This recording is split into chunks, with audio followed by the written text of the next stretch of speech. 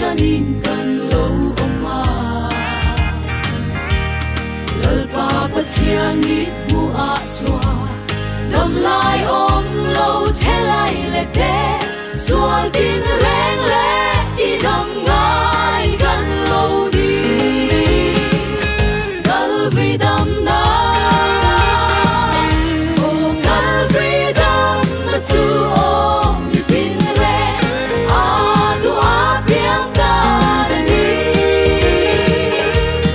lei le van pui thiang lal be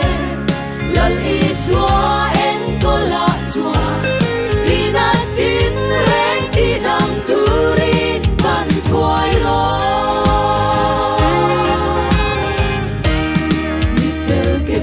Sing har kele ram huai zol dam lo na tin re lei mi shing thiam thilin apalo zu fin na le rem shia na tin re manga